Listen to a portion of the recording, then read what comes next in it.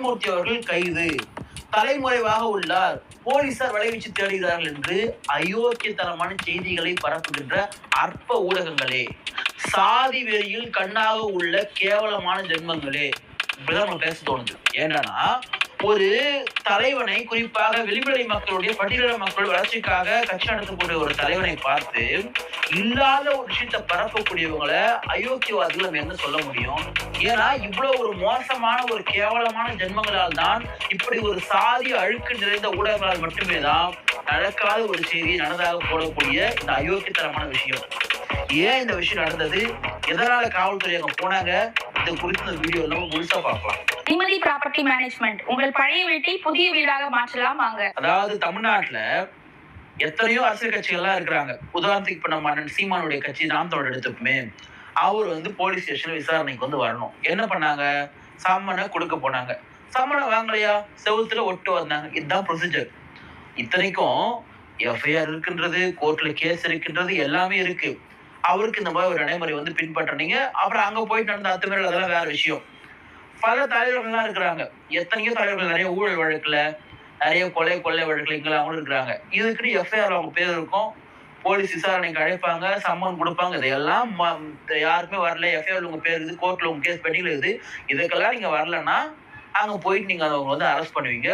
Arrest பண்றதுக்கான சூழல் மிக பெருசா இருக்குது, நிறைய பேர் கட்சிக்காரங்களாம் வந்துருவாங்க அப்படின்றதுக்காக நீங்க ஒரு பட்டாளியன் படையை கூட கூட்டு போவாங்க. ஆனா இங்க என்ன நடந்திருக்குது, தேனியில யாரோ ஒரு பொண்ணு சென்னையில் இருக்கக்கூடிய, குறிப்பா திருவள்ளூர் மாவட்டத்தில் இருக்கக்கூடிய யாரோ ஒரு பையனை காதலிச்சிருக்காங்க. 2 பேரும் பதிவு திருமணமும் பண்ணிட்டாங்க. சட்டப்படி பாத்தீங்கன்னா அவங்க திருமணமானவர்கள். இந்த விஷயத்துல ஏதோ ஒரு போலீஸ் அதிகாரி, குறிப்பா அவர் ஏடிஜிபி ரேங்க்ல இருந்தா சொல்லப்படுறாரு. அவருடைய கார்ல போலீஸ் கார்ல அந்த பையன் வீட்டுல இந்த ஜோடி எங்கன்னு கேட்டு இல்லைன்னு தெரிஞ்ச உடனே அந்த பையனுடைய தம்பியை கடத்திட்டு போயிருக்காங்க. அந்த தம்பி சின்ன பையன், சிறுமாவன். அப்புறம் பாதி வேடு இறக்கி விட்டாங்களாம். அதுக்கப்புறம் அவன் வீட்டுக்கு போயிட்டானாம். தான் நடந்த செய்தி. இதுல அண்ணன் ஜெகன்மூர்த்தி அவர்கள் எங்க சம்பந்தப்பட்டிருக்காரு? என்ன சொல்றாங்கன்னா, அந்த ஏடிஜிபி பதவியில் இருந்தார்ல ஒருத்தர் போலீஸ்காரு, அவர் இவர்கிட்ட உதவி கேட்டதாகவும், இந்த பையனுடைய பெற்றோர்கள் போயிட்டு அவர் சந்திச்சதாக சொல்றாங்க. பையனுடைய பெற்றோர்கள் பொண்ணுடைய பெற்றோர்கள், நமக்கு யாரு என்னன்னு சொல்லிட்டு தெரியல நமக்கு. அதுல அவங்க சந்திச்சதாகவும், அதுக்கு இவங்க உடந்தையா இருந்தாங்க அப்படின்னு சொல்றது ஒரு செய்தி. ஒரு செய்தியின் அடிப்படையில், ஒரு வதந்தினுடைய அடிப்படையில் எப்படி நீங்க மக்களால் தேர்ந்தெடுக்கப்பட்ட ஒரு ஒடுக்கப்பட்ட மக்களாக கட்சி நடத்தக்கூடிய ஒரு தலைவரை போயிட்டு கைது செய்ய போறாங்கன்னு சொல்லிட்டு கிட்டத்தட்ட 500 போலீஸ் கிட்ட அங்க போனாங்கன்னு சொல்றாங்க. இது எவ்வளவு பெரிய அராஜக ஒரு அத்துமீறல். இந்த மாதிரி நீங்க வேற யாருக்கிட்ட போவீங்களா? நீங்க அன்புமணி கிட்ட போவீங்களா? நீங்க இல்ல சீமான் கிட்ட போவீங்களா? நீங்க வேறுபுறன் கிட்ட போவீங்களா? நீங்க யாருக்கிட்ட போவீங்க நீங்க? அப்போ விளிம்புநிலை மக்களுக்காக ஒருத்தர் கட்சி நடத்துறாரு. ஏன்னா ஜெகன்மூர்த்தி ரொம்ப வெளிப்படையே சொல்லுவாரு, ஏங்க நாங்க பொது இதெல்லாம் நான் பேச வரலைங்க, நான் இந்த மக்களுக்காக தான் கட்சி நடத்துறேன், நான் இங்க இருக்கக்கூடிய பட்டியல் சமூக மக்களுக்காக தான் கட்சி நடத்துறேன். நானு அதுக்காக எங்க ஜாதி கட்சின்னு சொல்ல வரலன்னா, எங்களோட நோக்கன்றது எங்க மக்கள் முன்னேறன்றதுக்காக வெளிப்படையா அவர் பேசக்கூடிய ஒரு நபரு. சரிங்களா? அவரை போயிட்டு நீங்க ஒரு மிகப்பெரிய ஒரு தீவிரவாதி அரெஸ்ட் பண்ற மாதிரி போனதெல்லாம் மிகப்பெரிய ஒரு அராஜகம். எஃப்ஐஆர்ல பேரே இல்லைன்றாங்க. எஃப்ஐஆர்ல பேர் இல்லாத எப்படி நீங்க கைது பண்ண போவீங்க? என்ன முகாந்திரம் இருக்கு? அப்ப எவ்வளவு பெரிய ஒரு காவல்துறை அத்துமீறல் அங்க நிகழ்ந்து இருக்கின்றது. நீங்க முறைப்படி ஒரு சம்மன் கொடுத்து நீங்க விசாரணைக்கு அழைச்சிருக்கலாமே. ஒருத்தர் மேல சந்தேகம் இருக்கா, என்ன பண்ணணும்? சட்டம் என்ன சொல்கின்றது? அப்ப நீங்க சட்டத்தின்படி செய்யக்கூடிய ஆட்சி என்று சொன்னால், இங்க தமிழ்நாட்டில் நடக்கக்கூடிய சட்டத்தினுடைய ஆட்சி என்பது, காவல்துறையுடைய போக்கு என்பது சட்டத்தினுடைய ஆட்சி என்று சொன்னால் நீங்க சம்மன் கொடுத்திருக்கணும். ஏன்னா அவர் ஒரு மக்களால் தேர்ந்தெடுக்கப்பட்ட சட்டம், அவர் போயிட்டு எங்க ஓடி போயிட்டு நியூஸ்ல போறாங்க. வெக்கமே இல்லாம, கொஞ்சம் கூட மனசாட்சி இல்லாம, இவங்க ஜாதி வன்மத்துல இவர் ஒரு பட்டியல் சமூக மக்களுக்கான ஒரு தலைவர், இவருக்கு காலி பண்றதுக்கு நமக்கு ஒரு வாய்ப்பு கிடைச்சிட்டுறதுக்காக வெக்கமே இல்லாம கொஞ்சம் கூட தலைமுறையோடு போடுறாங்க. காலையில ஏதோ மக்கள் பணிக்காக சென்ற ஒருவர் 20 வரைக்கும் வீடியோ திரும்ப காணோம். அப்பதான் வந்துட்டு இருக்காரு அவரு.